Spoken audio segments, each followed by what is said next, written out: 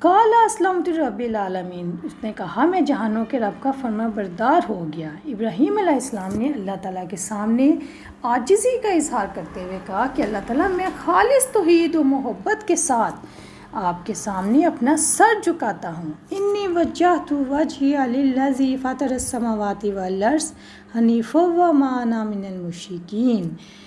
سورۃ الانعام آیت نمبر 79۔ یقیناً انہوں نے کیا کہا، میں نے اپنا چہرہ اس کی طرف متوجہ کر لیا جس نے آسمانوں اور زمین کو پیدا کیا یکسو ہو کر، اور میں شرک کرنے والوں میں سے نہیں ہوں۔ پیاری بہنوں، یہاں تھوڑا سا میں آپ کو بتاتی چلوں کہ اکثر لوگ اس دعا کو نماز شروع ہونے سے پہلے اللہ اکبر تکبیر کہنے سے پہلے پڑھتے ہیں، جبکہ یہ اس جگہ پڑھنا کسی بھی حدیث سے ثابت نہیں ہے۔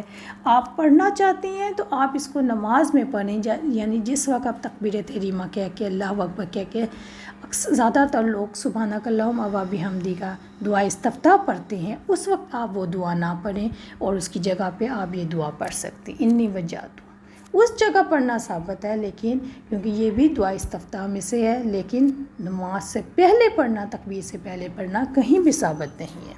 وَوَصَّى بِهَا إِبْرَاهِيمَ بَنِيهِ وَيَعْقُوبَ، اور اس کی وصیت ابراہیم نے اپنے بیٹوں کو کی اور یعقوب علیہ السلام نے بھی۔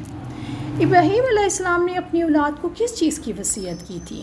ابراہیم علیہ السلام نے اپنی اولاد کو توحید کی وصیت کی تھی، اور اس کو ایک ایسا کلمہ بنا دیا جو باقی رہا، یہاں تک کہ حضرت یعقوب علیہ السلام نے بھی اپنے بیٹوں کو کلمہ توحید کی وصیت کی تھی اور فرما بردار ہونے کی وصیت کی۔ یا بنی ان اللہ اصطفیٰ لکم الدین فلا تموتن، اے میرے بیٹو، یقیناً اللہ تعالیٰ نے تمہارے لیے دین کو منتخب کیا ہے، تو ہرگز تم نہ مرنا مگر اس حال میں تم فرما بردار ہو۔ یعقوب علیہ السلام نے بھی اپنی اولاد کو وصیت کرتے ہوئے کہا کہ اللہ تعالیٰ نے تمہارے لیے اس دین کو چن لیا ہے، لہٰذا اس دین کو قائم کرو، اس کی شریعت پر عمل کرو، اس دین کے رنگ میں رنگ جاؤ، پھر اسلام کے سوا کسی حالت پر تمہیں موت نہ آئے، یعنی جب تم مرو تو ایسی حالت میں کہ تم مسلمان ہو، اس دین کے اخلاق اور اوصاف پر زندگی گزارو گے تو تمہیں اسی پر موت آئے گی۔ اور یاد رکھو، جس انسان کو جس حالت میں موت آئے گی وہ اسی حالت میں قیامت والے دن اٹھایا جائے گا۔ اپنے آپ کو اللہ کے حوالے کرنے میں رکاوٹیں آئیں گی، لیکن تم اسلام پر عمل کرنے سے نہ رکنا، دین پر قائم رہنا۔ پیاری بہنوں، یہاں پہ میں نے یہ بات کی ہے، تھوڑا سا میں اس بارے میں بتاتی چلوں کہ جس حالت پہ انسان کو موت آتی ہے، جو حالت انسان کو دنیا میں محبوب ہوتی ہے، جو کام دنیا میں محبوب ہوتا ہے، وہ ہر انسان کی خواہش ہوتی ہے کہ اس کو بار بار کرے۔ جیسے اگر کسی کو میوزک سننا بہت زیادہ پسند ہے تو وہ ہر وقت کوشش کرتا ہے کہ میں میوزک سنوں، فارغ وقت میں، کام کرتے وقت، چلتے پھرتے۔ کسی کو موویز دیکھنا پسند ہے تو وہ زیادہ تر کوشش کرتا ہے کہ جو ہی مجھے ٹائم ملے میں موویز دیکھوں۔ جس کو قرآن پڑھنا پسند ہے تو وہ کوشش کرے گا، قرآن پڑھنے کے موقع ڈھونڈے گا یا تلاوت سننے کا موقع ڈھونڈے گا۔ تو یاد رکھیں، جو چیز آپ کو دنیا میں پسند ہے اسی حالت میں موت آئے گی، اور اسی حالت میں ہی آپ قیامت والے دن اٹھائے جائیں گے۔ ایک واقعہ مجھے یاد آ رہا ہے، اسی طریقے سے اسی سلسلے میں نے پڑھا تھا کہ ایک آدمی تھا، اس کو اپنے بھینسوں سے بہت زیادہ پیار تھا، اور وہ ہر وقت بھینسوں کی باتیں کرتا تھا۔ اچھا اس مجھ کو یہ دے دو، اس مجھ کو چارہ ڈال دو، اس کو یہ ڈال دو، وہ کٹا کہاں گیا ہے، کٹے کو بلاؤ۔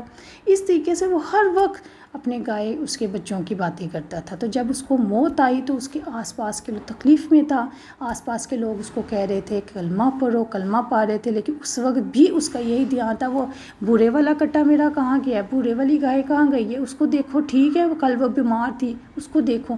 یعنی مرتے وقت بھی یہی باتیں کرتے کرتے وہ فوت ہو گیا۔ اور انسان جس حالت میں مرتا ہے اسی حالت میں وہ قیامت والے دن اٹھایا جائے گا۔ جیسے ایک آدمی اگر خودکشی کرتا ہے وہ قیامت تک خودکشی کرتا رہے گا، اسی تکلیف سے گزرتا رہے گا، اور قیامت والے دن بھی اسی حالت میں اٹھایا جائے گا۔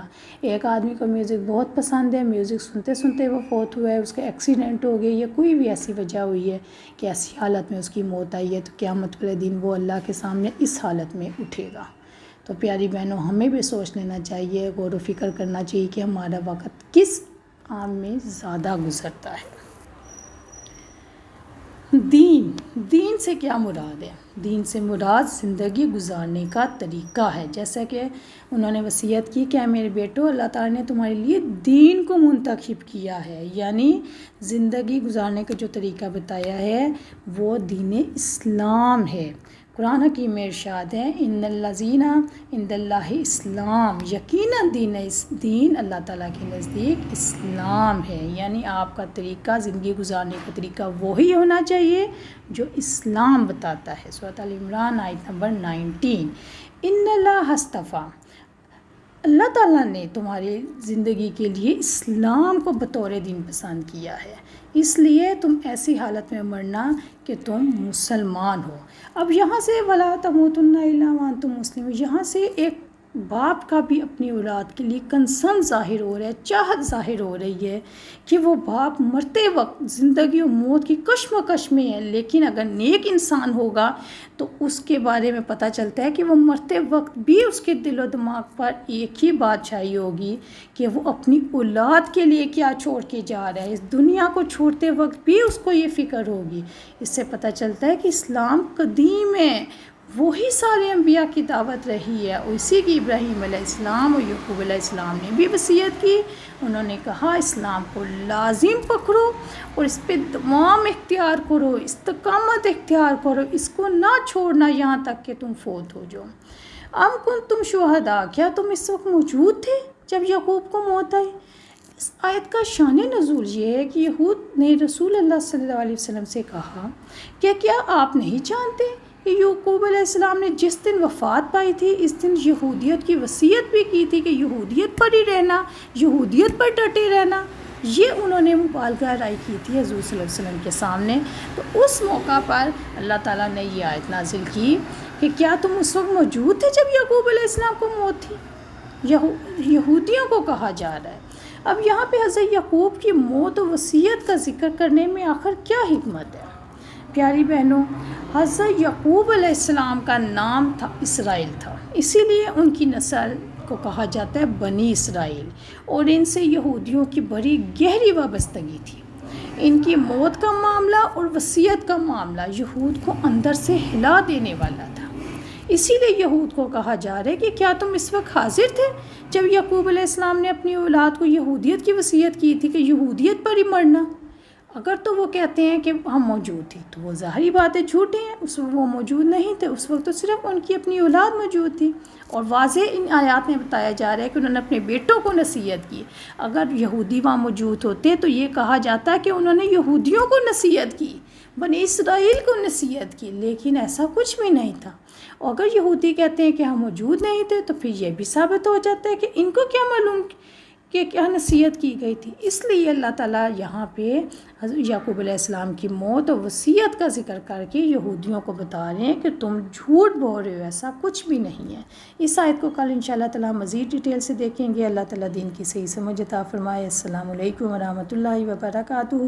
سبحانک اللہم و بحمدک، اشہد ان لا الہ الا انت، استغفرک و اتوب الیک۔